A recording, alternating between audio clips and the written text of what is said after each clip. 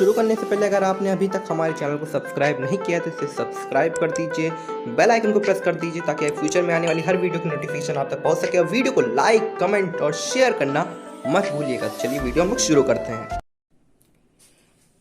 प्रिय छात्रों नमस्कार।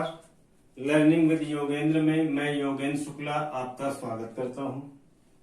बच्चों, आज का हमारा जो टॉपिक है वो है वैद्युत द्विध्रुव के कारण उत्पन्न विद्युत क्षेत्र की तीव्रता। किस स्थिति में? अच्छी स्थिति में।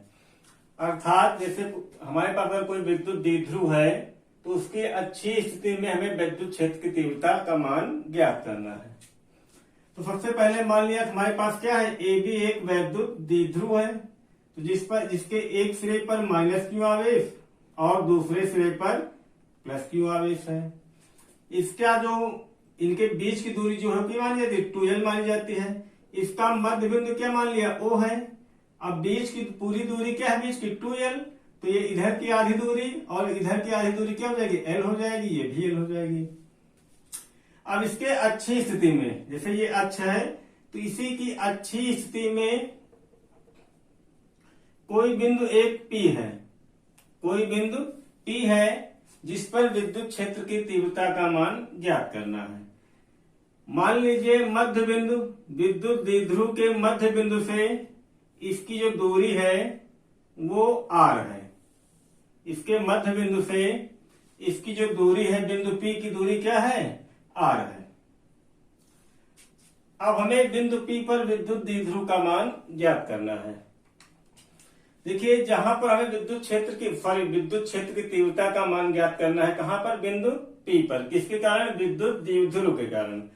तो जिस बिंदु पर विद्युत क्षेत्र की तीव्रता का मान ज्ञात करना होता है वहां पर की आवेश से दूरी पता होनी चाहिए। और यहां दूरी जो कहां से मानी गई है, मध्य बिंदु से मानी गई है। तो अगर ये प्लस क्यू आवेश से अगर दूरी ली जाए तो प्लस क्यू आवेश से दूरी जो जहां तक की दूरी क्या है, r है, तो यहां कितनी दूरी कम हो रही है, l दूरी जो है कम हो रही, तो ये आपकी दूरी हो जाएगी r माइनस l। तो यहां तक की दूरी हो जाएगी आपकी r माइनस l, यानी प्लस क्यू आवेश से बिंदु P की जो दूरी होगी वो r माइनस l होगी। और ये माइनस क्यू आवेश से अगर बिंदु P की दूरी ली जाएगी तो ये आपकी हो जाएगी, देखिए यहां तक की दूरी r है, उसमें l दूरी ऐड हो रही, जुड़ रही है, तो ये दूरी आपकी हो जाएगी r प्लस l। तो ये आपका हो गया कि ये मध्य बिंदु से दूरी क्या थी, r थी, फिर प्लस क्यू आवेश से दूरी निकाली गई तो क्या आ गई, r माइनस l, और माइनस क्यू से इस बिंदु P की दूरी निकाली गई तो ये आ गई r प्लस l। अब बच्चों देखते हैं, अगर प्लस क्यू आवेश के कारण विद्युत क्षेत्र की तीव्रता निकालनी बिंदु P पर, तो इस विद्युत क्षेत्र की तीव्रता मान लीजिए प्लस क्यू आवेश के कारण क्या है, E1 है। अब दिशा क्या होगी, बीपी दिशा में क्या क्यों होगी कि जो बिंदु P मानते हैं यहां धन परीक्षण आवेश की कल्पना करते हैं। अब यहां पर भी धन आवेश हो, यहां पर भी धन आवेश, तो इस पर क्या लगेगा, एक प्रतिकर्षण बल लगेगा, तो इसकी दिशा किस ओर होगी, बीपी दिशा में हो जाएगी। और माइनस क्यू आवेश कारण जो इस पर विद्युत क्षेत्र की तीव्रता का मान होगा वो क्या होगा, मान लीजिए E2 है, और इसकी दिशा क्या होगी, P1 की ओर होगी, क्योंकि ये माइनस यहाँ किसकी कल्पना की गई है, धन परीक्षण आवेश की, तो माइनस प्लस एक दूसरे को आकर्षित करेंगे, प्लस प्लस एक दूसरे को प्रतिकर्षित करेंगे। अब हमें बिंदु P पर विद्युत क्षेत्र की तीव्रता का मान ज्ञात करना है। सबसे पहले शुरुआत से एक बार देखते हैं चित्र के बारे में। माना हमारे पास एक वैद्युत द्विध्रुव है।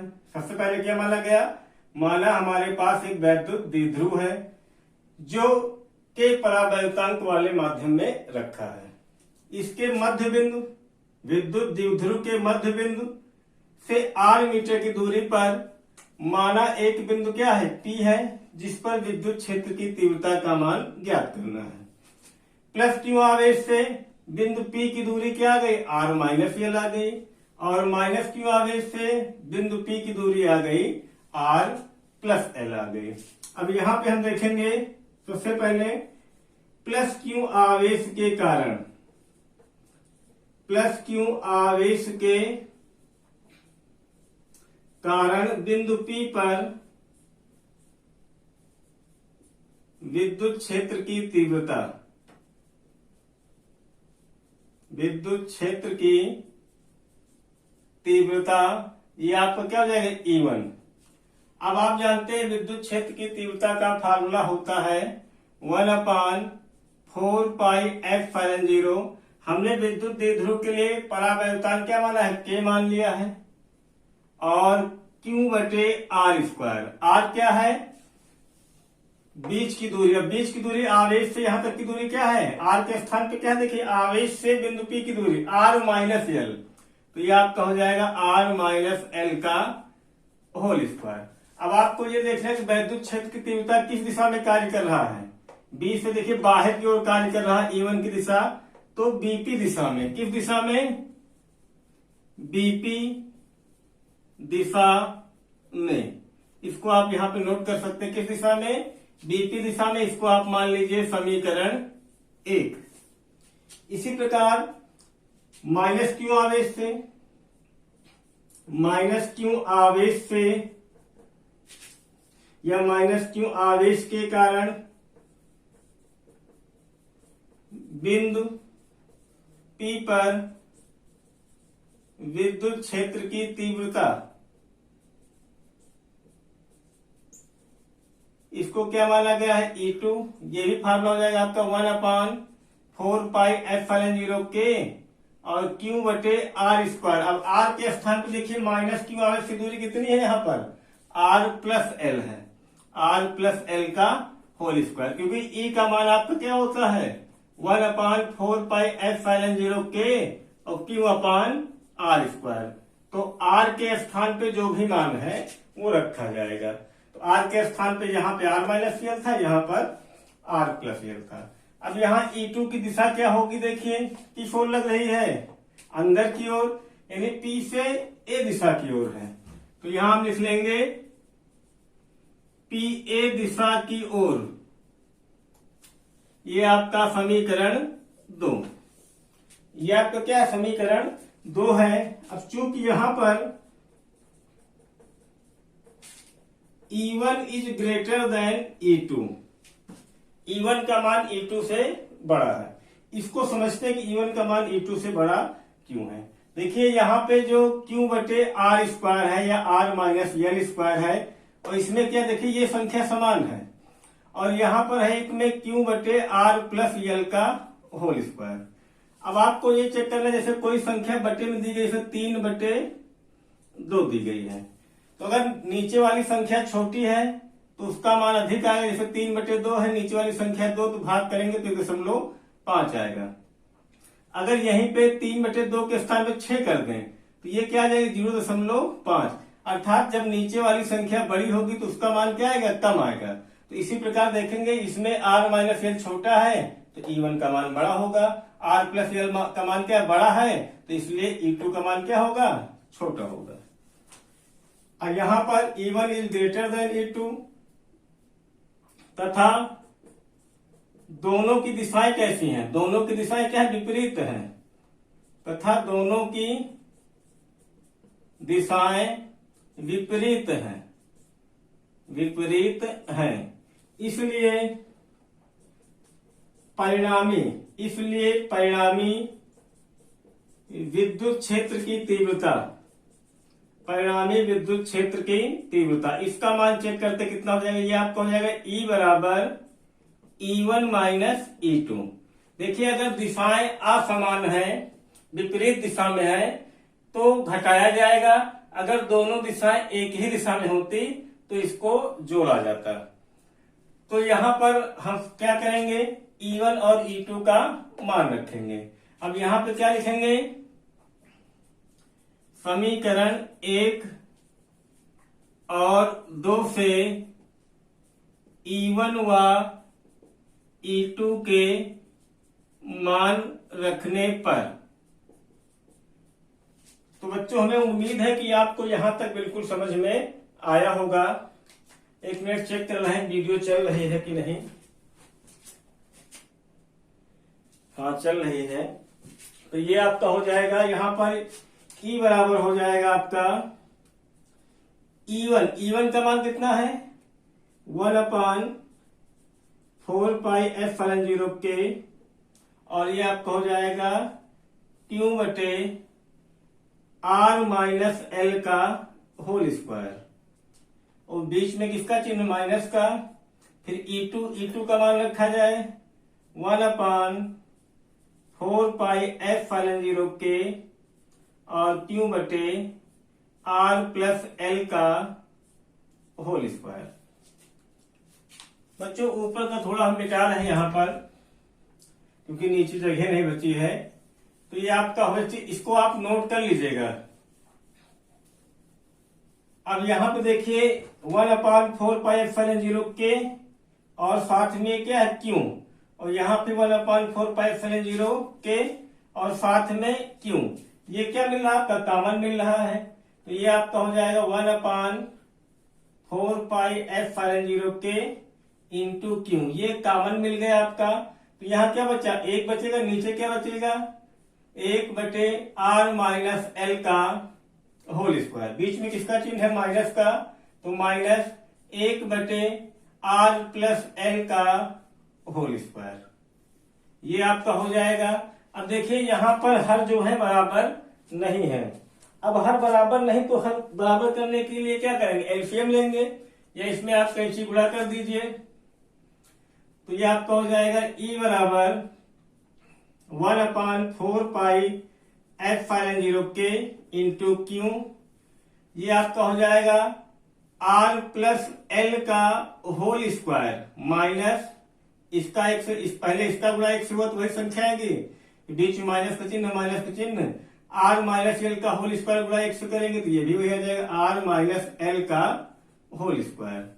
और ये बटे में जो आपका वो नोट कर देते हैं R-L का होल स्क्वायर और R+L का होल स्क्वायर।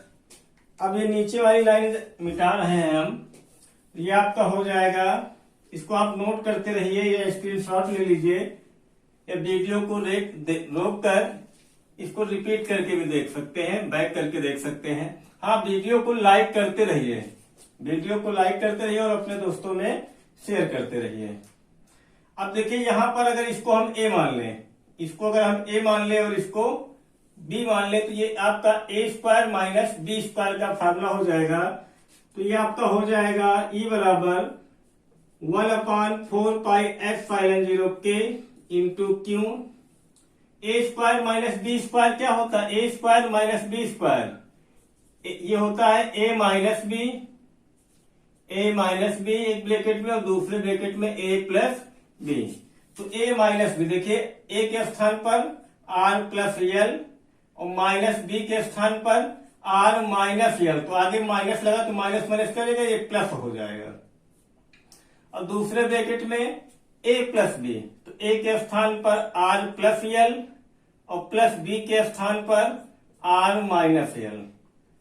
और ये आपका हो जाएगा बटे में A minus B A+B A² minus B² R² minus L² और इसका भी स्क्वायर तो ये हो जाएगा इसका होल स्क्वायर। अब इसके आगे देखते हैं क्या होगा, इसको आप सॉल्व कर सकते हैं आसानी के साथ।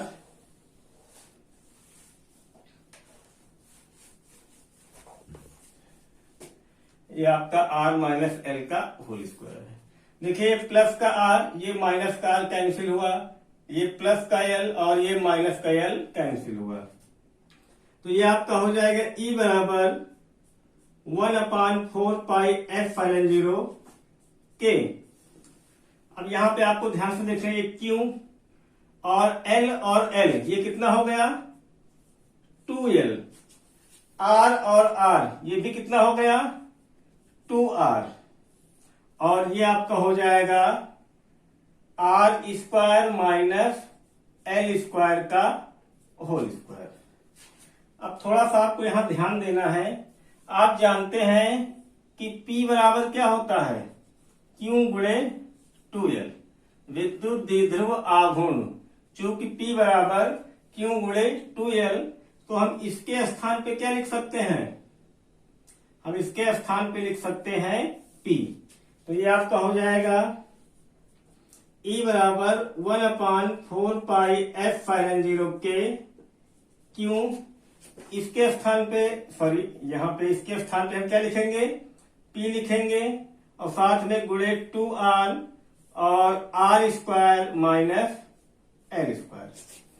बच्चों जो हमने विद्युत द्विध्रुव बनाया था ये आपका, तो इसमें बीच की दूरी क्या थी, 2L थी, और ये दूरी क्या मानी जाती, बहुत ही अल्प दूरी मानी जाती है। अर्थात जो 2L है, जब 2L जो है बहुत ही अल्प दूरी है, तो L भी क्या होगा, वो बहुत ही छोटा होगा। किससे, R से। जो हमने लिया था विद्युत द्विध्रुव से, ये R मीटर की दूरी पर एक बिंदु क्या लिया गया था, P लिया गया था।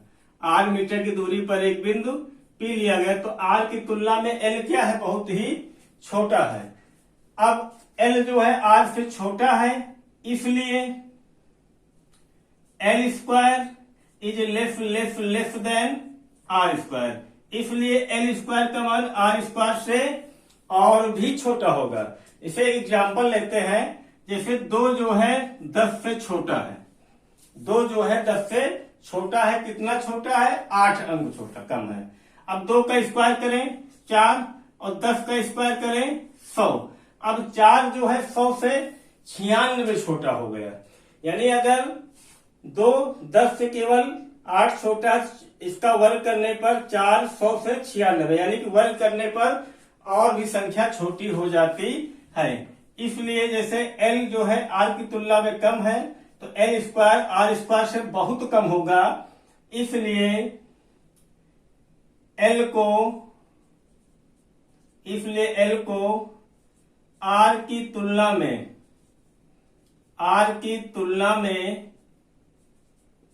नगण्य मानने पर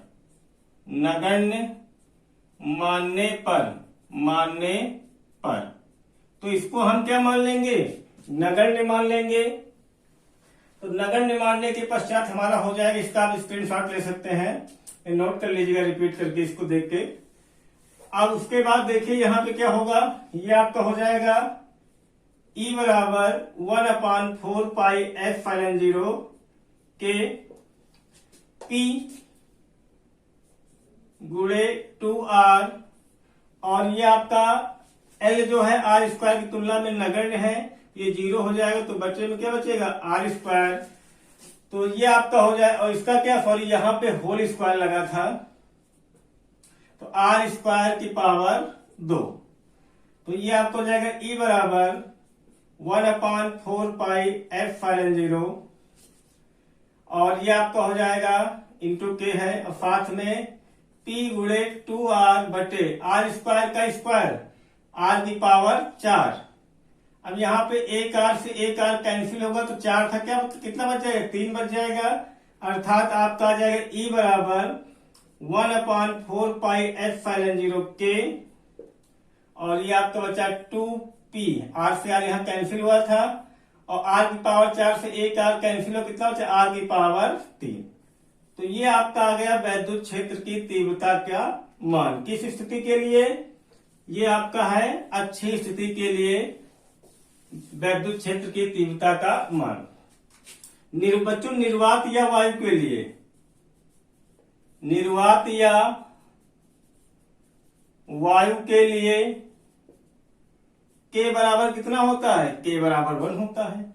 निर्वात या वायु के लिए K के स्थान पे 1 हो जाएगा, तो आपका E बराबर हो जाएगा 1/4πF(0) और 2P/R³। तो ये हमारा वैद्युत क्षेत्र की तीव्रता का मान आ गया है विद्युत द्विध्रुव की अच्छी स्थिति में। बच्चों उम्मीद है कि आपको समझ में आया होगा। इस वीडियो को आप रिपीट करके जब देखेंगे 1-2 बार, तो ये बहुत ही अच्छे से समझ में आ जाएगा। और बोर्ड एग्जाम के हिसाब से ये टॉपिक वेरी इंपॉर्टेंट है। ये बोर्ड एग्जाम में इसका निगमन जो है पूछा जाता है, और ये एग्जाम में आ सकता है। तो बच्चों यदि आपको हमारी ये वीडियो अच्छी लगी हो, तो इसे लाइक कीजिए, अपने दोस्तों में शेयर कीजिए, और हमारे चैनल को सब्सक्राइब कीजिए। बहुत बहुत धन्यवाद बच्चों।